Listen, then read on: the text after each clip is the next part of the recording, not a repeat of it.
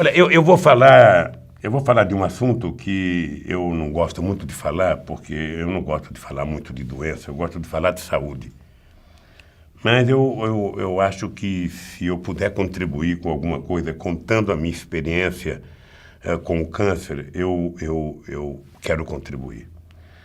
Primeiro, no Brasil nós temos um problemita, sabe? Um problemita que é o seguinte: quando se trata de futebol, todo mundo é técnico, e quando se trata de saúde, todo mundo é médico, né? Eu comecei com um problema na garganta, uma irritação, e para cada pessoa que eu contava que eu tinha um problema na garganta, as pessoas me davam uma pastilha que era a melhor do mundo, né? Eu acho que eu chupei pastilha da Holanda, da Alemanha, dos Estados Unidos, da Inglaterra, da Bolívia, da Etiópia, ou seja, cada um que já tinha chupado uma pastilha me dava uma pastilha. Essa aqui é boa, essa aqui é boa. Ou seja, e eu achava que era o diagnóstico popular. Bom, isso é por causa da umidade relativa do ar, o ar está muito seco, o ar está muito poluído, porque não sei das contas e tal. Bom, cada um tinha um diagnóstico, eu fui tomando pastilha, fui chupando pastilha, até que no dia 25 de outubro, se não me falha a memória, de 2011, eu estava no México, e quando eu senti que a garganta piorou, eu estava programando um meu aniversário, que é dia 27 de outubro, e eu estava preocupado em levar a minha mulher no médico, porque eu estava preocupado com a perspectiva de AVC que os médicos acharam que ela poderia ter. Então, convidei o Dr. Calil, outros companheiros foram na minha casa, e eu, então, combinei com o Calil que a gente deveria levar a Dona Marisa no dia seguinte no hospital, ou seja, no dia 28 de outubro, para fazer o PET scan, para saber se ela tinha problema de AVC. Bem, quando eu fui no hospital, eu passei por um médico, um otorrino. Ele deu uma olhada na minha garganta, disse que a minha garganta estava inflamada. A Dona Marisa tinha terminado o exame dela e ela falou para o Calil que eu deveria fazer também fazer o exame na máquina, o exame de PET. Eu não queria fazer o exame, porque quando eu tinha vindo do México, eu estava conversando com meu amigo Paulo Camoto, estava conversando com a companheira Clara Ante, e eu, brincando com ele, eu disse o seguinte: eu não quero fazer exame porque eu acho que vai dar câncer. Foi uma coisa assim, foi uma coisa intuitiva, porque eu lembrei que o meu irmão mais velho que eu teve câncer na garganta. Bem, como eu tinha feito o exame com o otorrino e não tinha dado câncer, eu fiquei feliz. Mas daí, quando mandaram eu passar na PET, depois de xingar todo mundo, eu fui para a PET. E aí, quando eu terminei o exame, a Marisa estava me esperando, mandaram eu ficar num lugar lá esperando os médicos, e eu fiquei angustiado porque os médicos não apareciam. Daqui a pouco eu fiquei nervoso, eu fui atrás. Aí cheguei lá, estava um grupo de médicos reunido e eles estavam, discutindo o que fazer com o câncer que tinha dado na minha laringe. E eles fizeram uma opção, que hoje eu agradeço, que foi da não cirurgia, com medo de afetar a minha voz. Porque a única coisa que eu tenho também de valor é a minha voz, ou seja, porque as pessoas, pelo menos, conhecem quando eu falo, reconhecem a minha voz, e eu não sei o que um político faria sem voz, ou seja, como é que eu iria, conversar num palanque, fazer um discurso. Era a coisa que mais me angustiava. E eles, então, decidiram fazer um tratamento forte de quimioterapia e de radioterapia. Nós começamos logo na segunda-feira.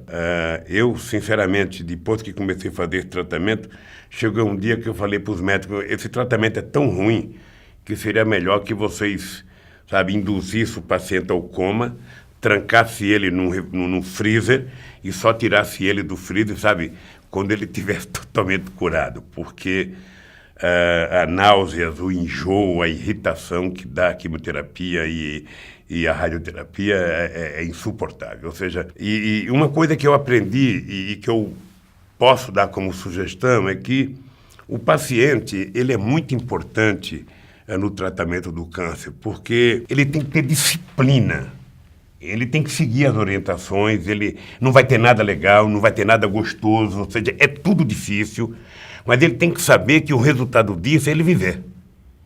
e só pelo fato dele saber que o resultado dele ser disciplinado vai garantir a ele o direito de viver, já vale a pena qualquer sofrimento. Eu fui disciplinado, os médicos foram de uma competência extraordinária, e eu estou aqui, sabe, 1 ano e meio depois fazendo discurso, falando mais do que eu falava antes, graças a Deus, já não tenho mais nada na minha garganta.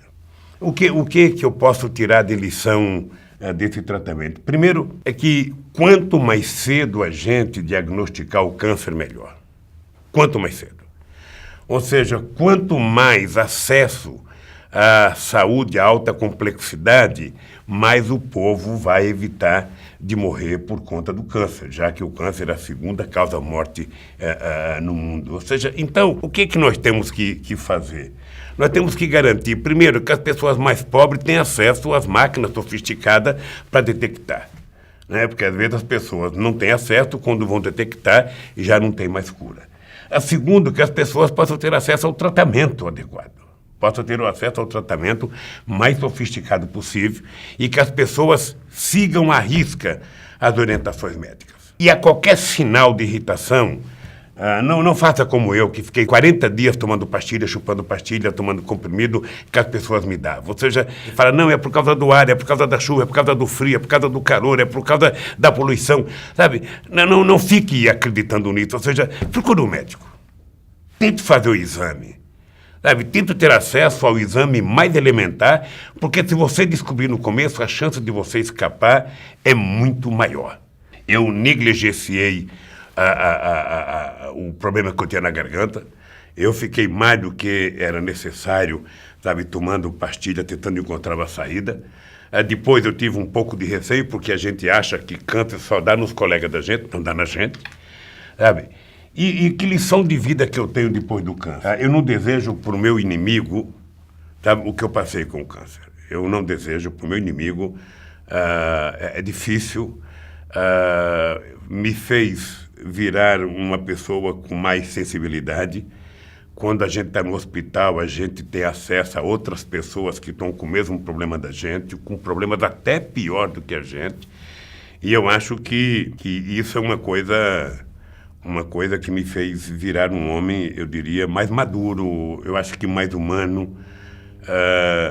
E tudo que eu puder fazer para contribuir para que as pessoas tenham acesso a um tratamento adequado, eu vou fazer, porque eu sei o que é, sabe, o mundo do câncer. E sei de pessoas que têm câncer em lugares piores, pessoas que sofrem mais, pessoas que, sabe, têm doenças que são, sabe, incuráveis, ou seja, tem tipo de câncer já, quando descobre, já está, sabe. A minha mãe mesmo, quando ela descobriu o câncer, já não tinha mais o que fazer, os médicos nem quiseram mais operar.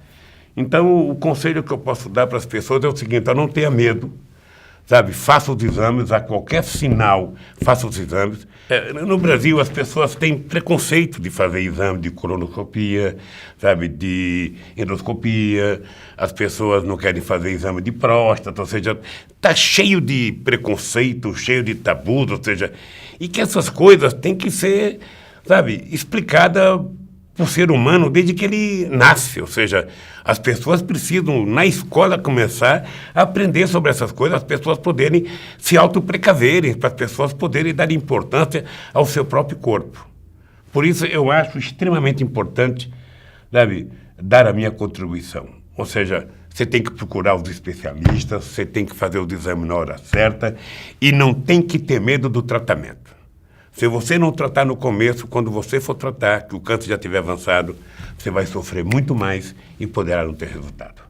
Por isso eu quero agradecer ao Dr. Calil, à sua equipe, aos médicos que me cuidaram, ao Dr. Arthur, ao Dr. Kovacs, ao Dr. João, a todos, enfim, ao Paulo Hoff, ou seja, a todos que cuidaram de mim, as enfermeiras, sabe, porque o pessoal realmente me fez viver outra vez.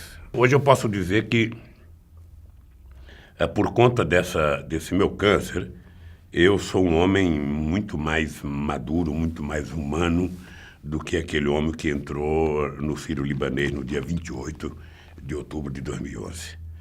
Inclusive para cuidar da minha saúde, ou seja, é importante lembrar o seguinte: eu tinha perdido mobilidade na perna esquerda, eu fiquei muito fragilizado, perdi muito peso. Hoje, por conta disso, eu faço praticamente 2 horas de exercício todo santo dia, com exceção de sábado e domingo.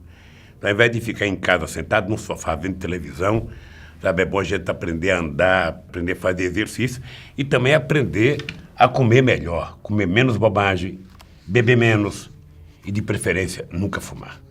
Eu digo isso porque eu fumei muito tempo, achei que era impossível viver sem fumar e eu já estou há 4 anos sem fumar e se eu soubesse que era tão bom assim, eu teria nem começado. Portanto, parabéns aos que me trataram e que Deus ajuda todas as pessoas, sabe, que estão se tratando.